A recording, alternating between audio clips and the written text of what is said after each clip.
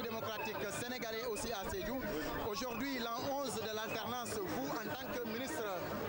n'est-ce pas, chargé de l'enseignement supérieur, quelle appréciation faites-vous, n'est-ce pas, de 11 ans d'alternance dans le... Et marqué en particulier par des contestations, des manifestations. Vous prêts pour la marche? Oui, on est là pour ça. Physiquement. Physiquement, je suis toujours prêt pour la marche. Toujours. Et bondissant aussi en plus. Toujours. Donc à tout à l'heure, on se donne rendez-vous tout à l'heure. Mais Pape Bouna, vous êtes aussi avec Lamine Thiam. Voilà, donc je suis avec Lamine Thiam, député maire de Kébémer, et monsieur le sénateur Sam Ndiaye de Matam. Nous allons tout de suite recueillir votre réaction, cette mobilisation donc des militants du PDS et de la mouvance présidentielle. Qu'est-ce que cela vous inspire?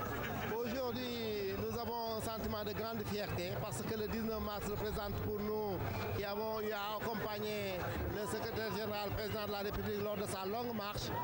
Le 19 mars a coïncidé pour nous à un grand jour de rupture. Ça a été pour nous la concrétisation de notre rêve de porter au pouvoir un homme pour qui nous avions tous les espoirs de développer le Sénégal. Et aujourd'hui, nous ne sommes pas déçus de voir toutes les réalisations et toutes les prouesses qu'il a eu à faire à tous les plans, sur tous les plans au cours des 11 ans au Sénégal. C'est donc fantastique. Aujourd'hui, donc,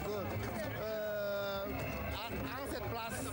qui nous rappelle beaucoup de souvenirs, nous avons vu aussi, nous rencontrons beaucoup de frères avec qui nous avons partagé ce combat. C'est pourquoi nous avons aujourd'hui donc une grande fierté.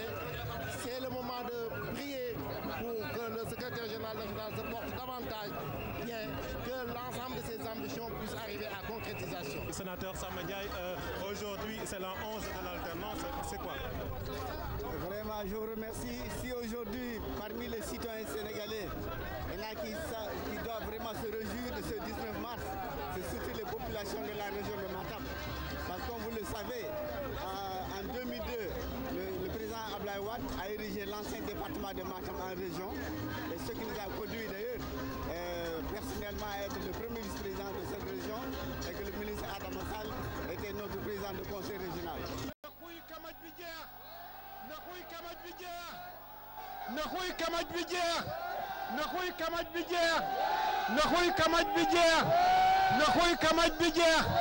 C'est de l'injustice, c'est de l'injustice, c'est de l'injustice. Nous voulons du courant, nous voulons du courant, nous voulons du courant, nous voulons du courant, nous voulons du courant, nous voulons du courant, nous voulons du courant. Nous voulons du courant, nous voulons du courant, nous voulons de l'emploi, nous voulons de l'emploi, nous voulons de l'emploi, nous voulons de l'emploi. And leen ak dal. Dama ne.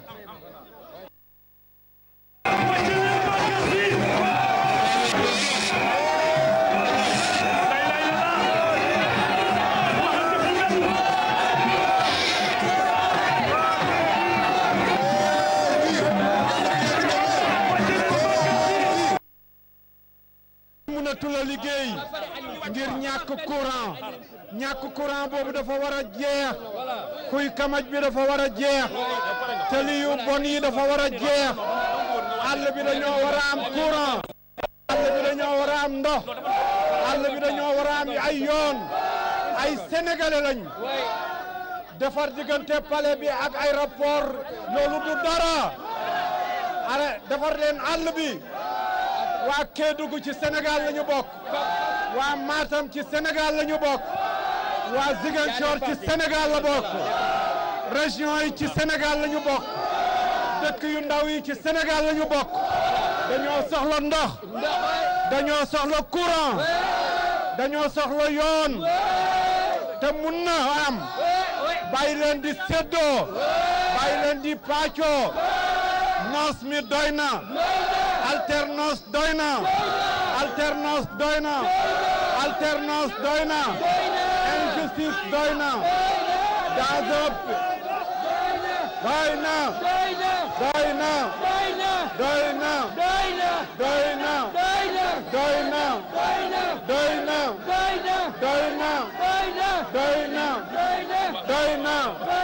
doy na doy na waaw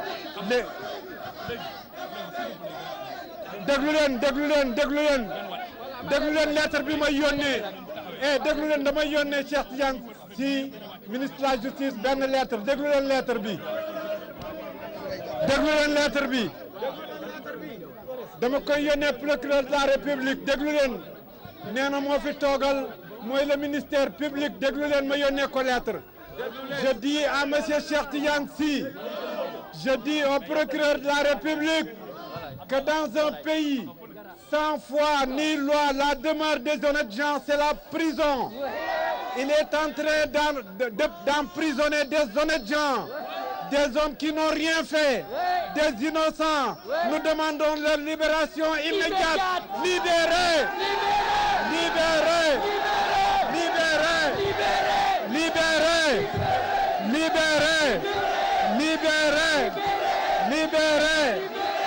Libérez, libérez, libérez, libérez, libérez, libérez,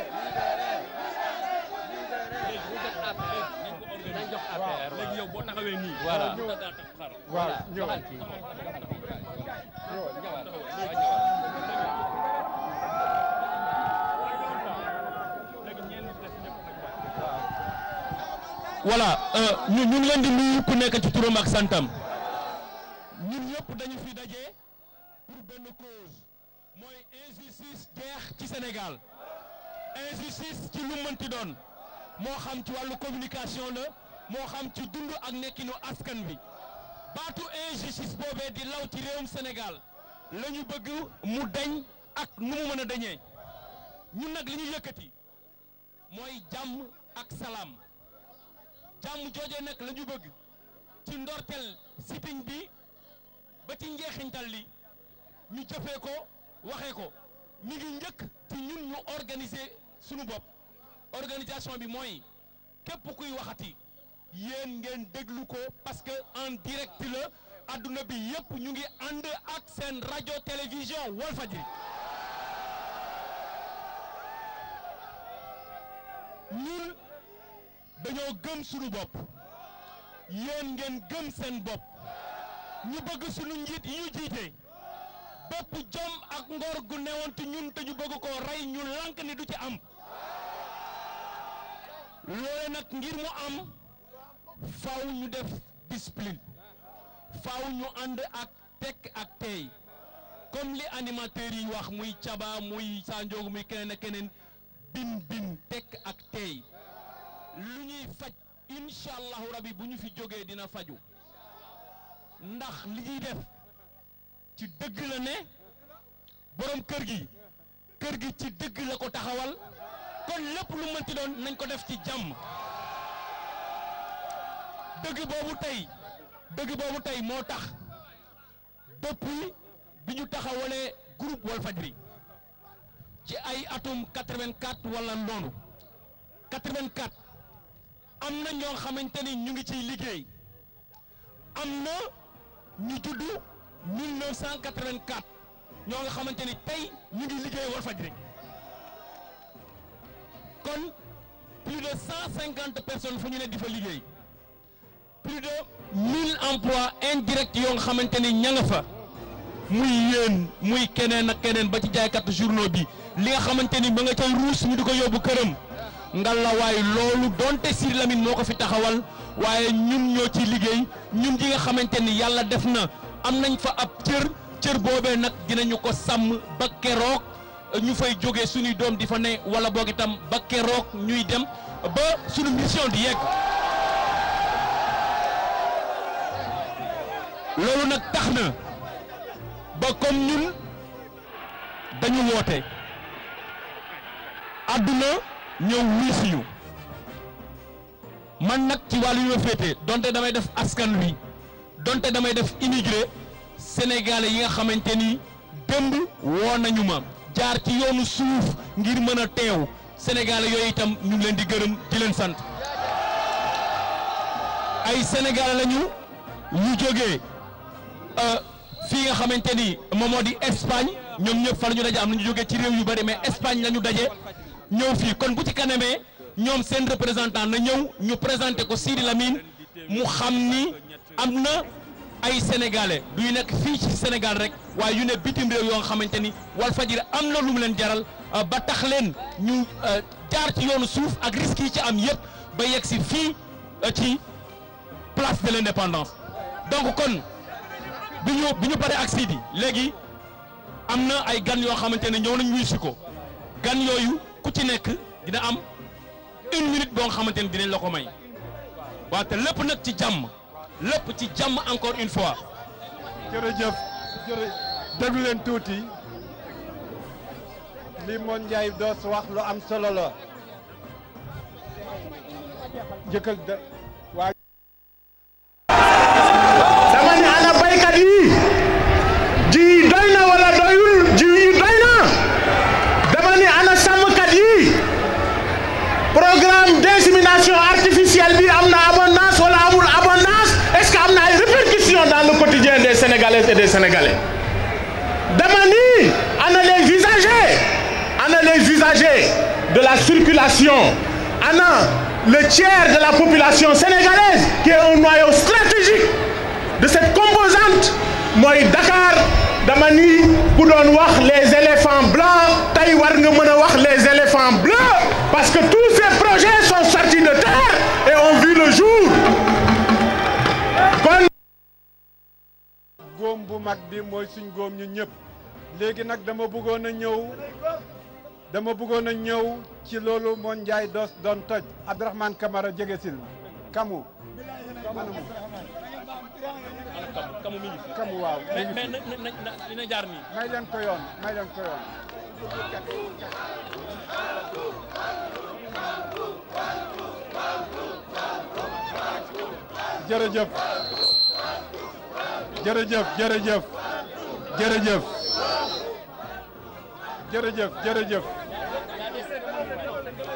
jërëjëf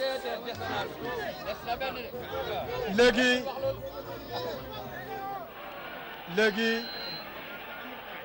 dama ne d'accord déglu leen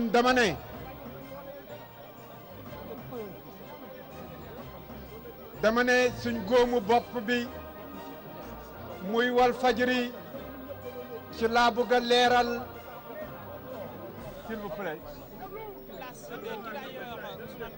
ci laa bëgg a leeral liñ naxalee askanu réew mi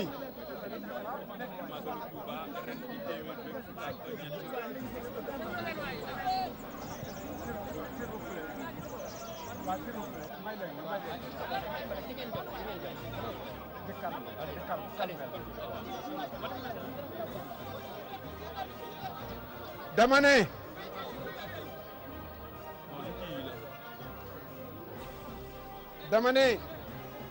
dañoo wax ne diggante Walfadjri la ak ARTP kon lan la ci ay ministre ak premier ministre di wut gannaaw diggante dal leen rek tuuti dal leen tuuti rek bu leerul ci xel yi naxalkat yi dañuy demee lu leen neex ils disent que c'est un problème commercial entre Walfadjri et l'ARTP. Je me pose la question de savoir si c'est un problème purement commercial entre l'entreprise, entre l'ARTP et Walfadjri. Pourquoi autant de ministres? Pourquoi le Premier ministre? Pourquoi autant de députés s'attaquer à Walfadjri? Le problème, du moment que ça ne leur concerne pas, ça ne concerne pas l'État, qu'est-ce qu'ils viennent faire dans cette affaire? Je pense qu'ils se sont dévoilés au grand jour. li wóor mooy feeñ nañu ku doon làqu feeñ nga te loolu lañ ci jublu woon que duutoon ARTP ndax déggu leen benn yoon ñu ne directeur yi ARTP wax na déggu leen benn yoon mu yëkkati kàddoom ñaari ministre ñoo génn ministre de la communication moom nee na iliful ARTP présidence ñoo ko ilif nee na il y a dysfonctionnement administratif moom moo war a wax ak presse waaye moom nee nañ ko noppi ndax dañoo bëgg a tëj Walfadjri te bëgguñ koo jaar ci ministère de la communication looloo tax mu ne y a dysfonctionnement administratif ministre bi ne mooy xelal président ci wàllu communication ndax nee na président communication mooy bëri wax mooy agitation moom nag moo oroon Abdourahim Agne bi defoon bi profité woon ci révolution orange xupp Ablaye Wade bi mu ko xuppee Ablaye Wade tiit mu waxaaleeg moom mu jox ko ministère loolu moo dugal Serigne Mbacké ci gouvernement bi nga xamee ne nag war nañoo dàq Abdourahim Agne moom mu ne man de duma dem luñ ma def loo nag pare naa nekk xastekat pare naa nekk xulookat pare naa nekk waxkati lu ñaaw loolu moo ko fa téye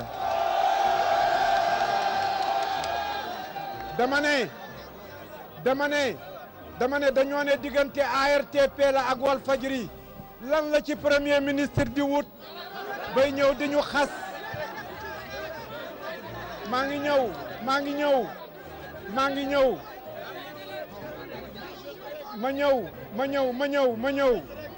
xel yi laa bëgg a leeral maa ngi ñëw dama ne lan la cey wut bay ñëw di ñu xas lan lay cey wut ba dem diine débat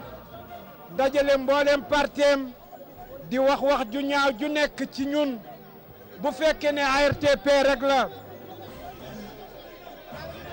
bu fekkee ARTP rek la lan la cey wut beneen mbir mi mooy lan la ca yeneen ak yeneeni ministre de l'État di wut loolu mooy wone ne dafa am dañoo bëgg a fermer Walfadjri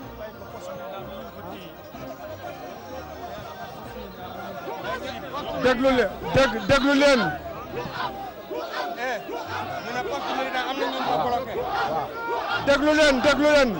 am na lu xew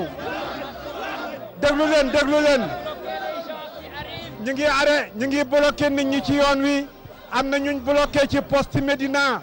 damay wax population bi ne kenn amul droit ci téye leen ku leen téye ba max leen ko ngeen jàll ngeen ñëw c'est votre droit kenn amul droit pour téye leen. Monsieur le ministre de l'Intérieur, je vous demande d'arrêter à bloquer les citoyens pour venir ici. Vous êtes en train de bloquer les citoyens au niveau de la Médina. Arrêtez ce blocage, monsieur le ministre de l'Intérieur. Arrêtez, arrêtez, arrêtez, arrêtez, arrêtez, arrêtez, arrêtez, arrêtez, arrêtez. déglu leen Ousmane Ngom nee na déglu leen waaye Ousmane Ngom moom a yónni ci Ablaye Wade déglu leen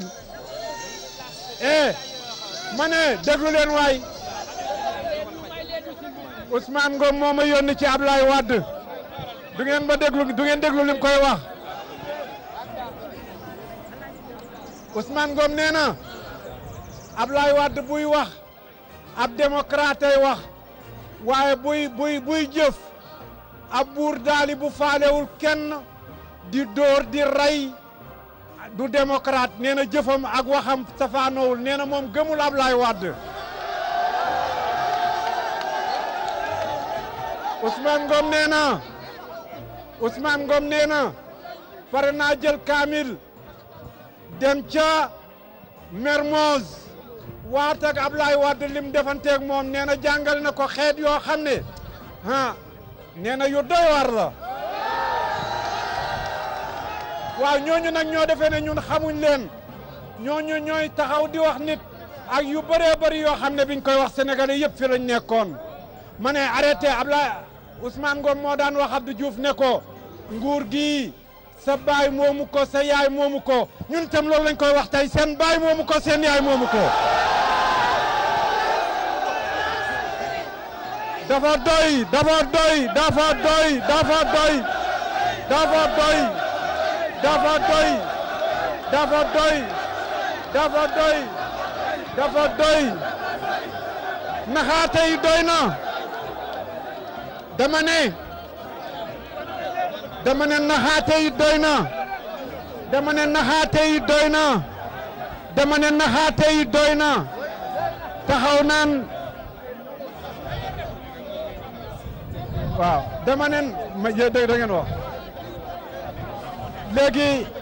danaa dellusiwaat ak yéen ci Walfadjri les passifs existants au niveau des agences de sécurité sociale. Enfin, les nouvelles technologies de l'information et de la communication ont permis la création de centaines d'entreprises à forte valeur ajoutée en termes d'emploi. Yebal waaw am nañ fi waaw PS yeble nañ fi déglu leen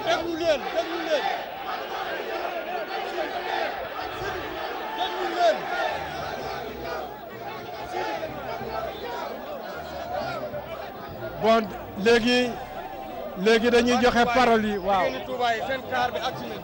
ñu jógee Touba ma ne ñu jógee Touba déglu leen tuuti déglu leen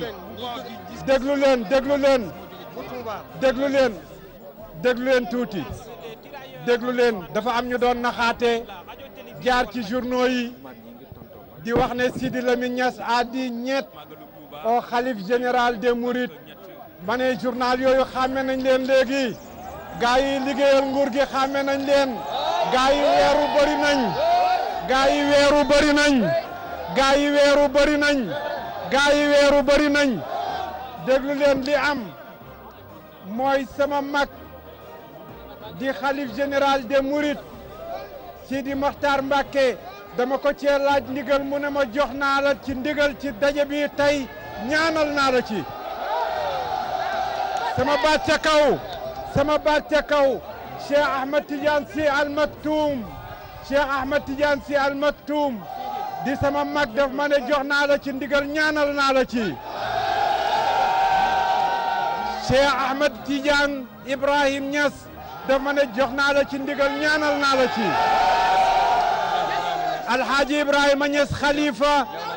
daf ma ne jox naa la ci ndigal ñaanal naa la ci seen ñaan feeñ na seen ñaan feeñ na seen ñaan feeñ na seen ñaan feeñ na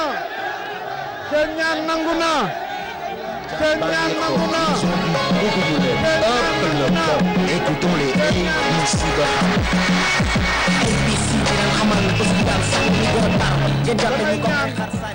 damay ñaan yéen ñëpp ci seen tur laa bëgg a gërëm Serigne Touba yéen ñëpp ne leen jërëjëfe Sëñ Touba jërëjëfe Sëñ Touba jërëjëfe Sëñ Touba ci seen làmmiñ yéen ñëpp laa bëgg a ñaanal Alaaji Malick Seydil Hadj Malick Sy jërëjëf Seydil Hadj Malick Sy jërëjëf Seydil Hadj Malick jërëjëf Seydil Hadj Malick jërëjëf Alaaji Abdoulaye Niass jërëjëf Sidi Limamou Laye Roof jërëjëf nitu diine yi jërëjëf nitu diine yi loolu yëpp nag seen ñaan moo tax bis bi mun a am ñi bëggoon a naafeq ñi bëggoon a yàq ñi bëggoon a naafeq dama leen doon tontu. jërëjëf église bi. Monseigneur jërëjëf Monseigneur. jërëjëf Monseigneur jërëjëf Monseigneur jërëjëf l'archevêque de Dakar jërëjëf l'archevêque de Dakar jërëjëf l'archevêque de Dakar dama ne bi église bi meree bi ñu tooñee église bi biñ tooñee chrétien yi bi réew mi naree tàkk dama ne maa ko fay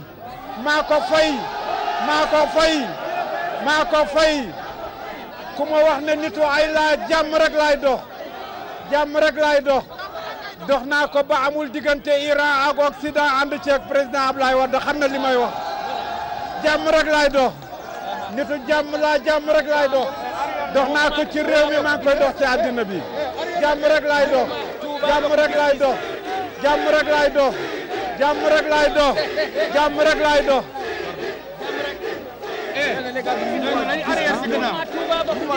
mouvement gis-gis jóge nañ Touba ñëw. bokk gis-gis jóge nañu Touba ñëw. léegi nag dañuy jox suñuy gan. ana Mbaye Ndiaye. Alla Dieng. Alla Dieng. mouvement jóg jot na. asalaamaaleykum. asalaamaaleykum wa rahmatullahi taala wa barakaatuhu.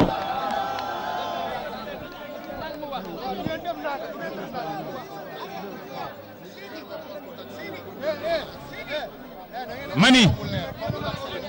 buñ dégloowul du am njariñ mani bu ñu dégloowul du am njariñ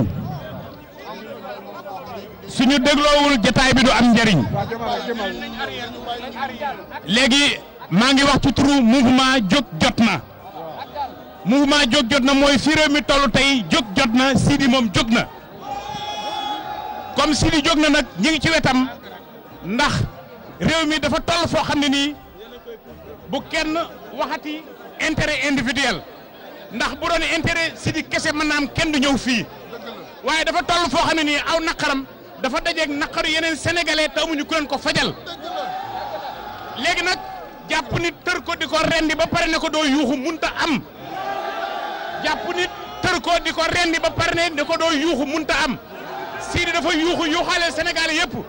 suñu yuuxu la ñu boole ak yuuxam ñëpp dégg ko réew mi toll na foo xam ne nii na ñëpp jóg waaj li ñuy waaj nag place de l'indépendance bii mooy tournant histoire du Sénégal ci Valdiodio Ndiaye discours bi mu fi defoon bu ko kenn xajale ak jataayu tey bi nii Sénégal toll na foo xam ne nii na ku nekk assumer sa responsabilité citoyen na ñëpp dem bindu ci liste électorale yi bu élection ñëw ñu takk suñu ndigg jële fi ñuy fal fi ñeneen wasalaamaaleykum wa rahmatullahi taala wa barakatuhu. Mbaye Ndiaye APR Mbaye Ndiaye fay ñëwal non xaaral kenn xaaral bu yëg bari nga yëg xaaral bu yëg bari nga yëg fay bismillah. jërëjëf asalaamaaleykum. màgg la na ko président Abdoulaye Wade defe woon le 19 mars 2000 ñu defoon ko le 25 février 2007 le 26 février 2012 dinañu ko defaat loolu moo ci am solo loolu la Sénégal soxla Sénégal dafa bëgg boppam ku gis ni Sénégal di doxale nga méngale ko ak ni yeneen réew yi Afrique yi di doxale di nga xam ne Sénégal dafa bëgg boppam l'an 2000 dañu jëlee pouvoir ci parti socialiste ñeent fukki at teg ko ci loxo président Wade te jaasi génnul mbarma te bal takkul tey jii ci bésu tey Ndakaaru place yu bare boo demee ña ngay manifester di wane ne ñenn ñi ne ànduñu ak président Ablaye Wade Farba Senghor am na lu mu wax léegi lu am solo effectivement ñu bare su fekkoon ne topp nañu leen kon li xew tey ci place de l'indépendance du fa xew ndax dafa am lu ko waral président Wade moo ne nañu bàyyi ku bëgg a manifester mu manifester ci dëkk bi ña manifester nañu nun noo ngi fii tey yaakaar naa ne su ngoonee bu télévision yi wanee mbir mi dina kenn ku ne di nga xam kala man loolu moo ci am solo maa ngi leen di gërëm di leen sant wasalaam. Merci beaucoup. Nous passons la parole sans violence, mais aussi les propos de Farba Senghor qui montraient un peu la vitalité de la démocratie sénégalaise en terminant par l'autorisation répétée du chef de l'État d'autoriser toutes les marches. Et pour s'en rendre compte, dira-t-il, il faut attendre que les télévisions montrent ces images des deux manifestations au niveau de la place de l'Obélisque et devant le palais de la République. Nous passons à notre orateur. Nous réélire le président Ablaye Wade. Réélire le président Ablaye Wade en 2012 nag dafa soxla ñaari mbir benn bi dafa soxla discipline beneen bi mu soxla organisation. lu ñuy nëbb moo koy wone tey bu ñu toogee ne dañ koy faagaagal parce que élection yaa ngi ñëw ñun citoyen yi duñ ko nangu damay wax ni bépp citoyen ak foo mënti nekk na nga jóg tey lank